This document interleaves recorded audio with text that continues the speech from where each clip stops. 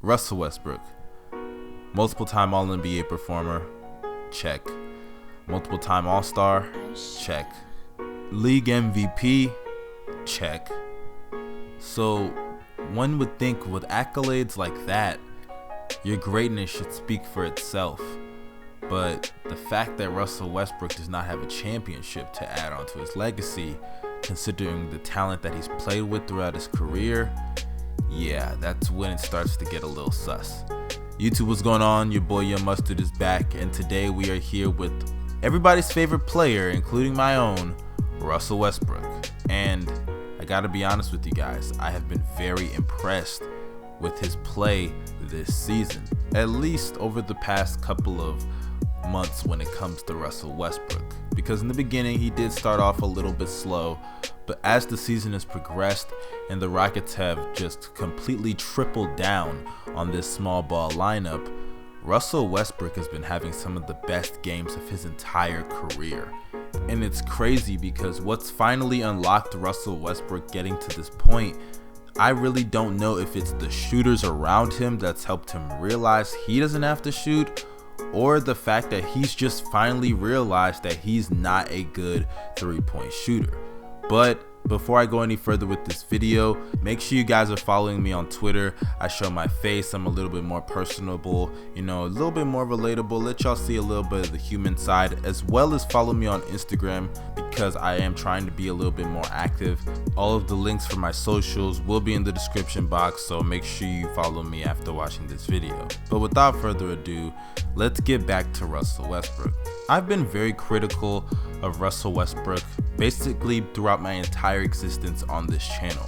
Literally, my first video was me talking about Russell Westbrook and me saying that his MVP season, in the middle of the season by the way, was overrated because I just felt like he was stat padding and a lot of people were not realizing that's why he was getting those triple doubles. Actively seeking out rebounds and not playing defense just does not lead to that many wins, and if we're being honest here, they could have secured a bit more W's and got 50 wins during that season had he played a little bit more defense. He was one of the worst defensive players in the league because he was just not playing it and he was looking to get rebounds. But I digress because this is not a video about Russell Westbrook in 2017. This is a video about Russell Westbrook in 2020. And in 2020, Russell Westbrook has arguably been the best player on the planet. And I'm specifically referring to the part of the season that's in the 2020 year. And so far in the 2020 year, since January, Russell Westbrook has been putting up easily the best numbers of his entire career.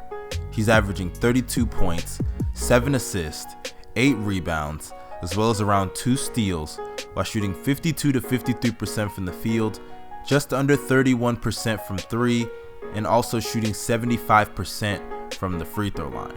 And as I watch Russell Westbrook put up the numbers that he's putting up, one of the better parts about it is that the Rockets are actually winning games. They went on a 6-game win streak not too long ago in the post-Clint Capella trade. And if I'm being honest here, I think this small ball lineup really has potential, and it's because of Russell Westbrook. His ability to attack the basket is not only on another level from the players that we have seen in today's league, but it's on another level from a lot of players that we have seen throughout NBA history. And even though I have to give credit to Russell Westbrook because he's obviously the guy putting up the numbers, and he sacrificed taking a lot of three-pointers, which he's needed to do for years, but I gotta give a lot of credit to the Houston Rockets because when they made this trade for Russell Westbrook, a lot of people wondered how it was going to work. And if you follow my second channel, I even said that Harden has to be the guy to take the step back because Russell Westbrook, he's not going to be playing off ball. You don't want this guy to be standing in the corner and jacking up a whole bunch of threes because that's what they tried in the beginning of the season, and it obviously did not work out to the point that it's working right now. Because if you look at what Russell Westbrook is doing, he's attacking the basket, and because the floor is so spread out with PJ Tucker, Ben McLemore, James Harden, Eric Gordon, Robert Covington, I mean all guys that are threats from behind the three-point line, Russell Westbrook has an open lane, and whenever the defense tries to collapse in the paint on Russell Westbrook, he can easily just kick it out to somebody. They can find the open man if that's not the open man, and there you go, that's another three-pointer. And it just goes to show you that this kind of system is what Russell Westbrook has always needed. Because even though I've criticized Russell Westbrook, and trust me, I am not taking that criticism back in any way, shape, or form, because those who watch the channel know that criticism was fair and just, and I was not trying to be biased. I'm just being real.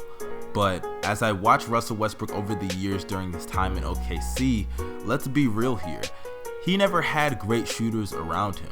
I know he did have KD, but other than that, he had Paul George, Andre Roberson, who's just a terrible fit. Steven Adams would be on the court. Oladipo was okay. He did shoot his career high from 3 with OKC at the time. But yeah, other than those guys, I really don't see a great fit for Russell Westbrook on the Oklahoma City Thunder. Because if we're being real, Russell Westbrook should be in a system where he is surrounded by shooters. And what's a better coach to give Russell Westbrook than Mike D'Antoni? A guy who loves to have fast-paced offenses, which Russell Westbrook can easily do with his athleticism, and a guy who likes three-point shooting, which you can surround Russell Westbrook in. I mean, that is just an unstoppable offense, and Russell Westbrook is living that to its full potential right now in Houston. Because as I look at Russell Westbrook play, and I look at the Houston Rockets, they've really given themselves a puncher's chance. Because when you look at their philosophy of three-point shooting, when you remove Capella from the equation and replace him with Robert Covington and PJ Tucker in the front court, I mean, honestly, there is no paint presence there. There's nobody in the paint because Clint Capella was only going to slow down Russell Westbrook from being Russell Westbrook. Because where were you going to place him in the offensive scheme? On the perimeter? Because he's no threat from there and they're just going to sag off of him. So why not just trade him, get a player like Robert Covington or PJ Tucker, and just double down on what you've been doing basically since you've traded for James Harden, and fully commit to the philosophy that you believe would have gotten you a championship had Chris Paul not gotten hurt in Game 6 of the Western Conference Finals. But getting back on the topic of Russell Westbrook, his effectiveness over the past couple of months has made me remember that a lot of people used to say James Harden would get tired during the regular season and then fizzle out in the postseason because of fatigue. Well, if fatigue is an argument for James Harden's playoff failures this year, I really don't want to hear that, because Russell Westbrook is slowly taking over this team. So if that's the case, I don't want to hear no fatigue come up in the playoffs, because he's going to have Russell Westbrook, who's an energy bunny, right by his side.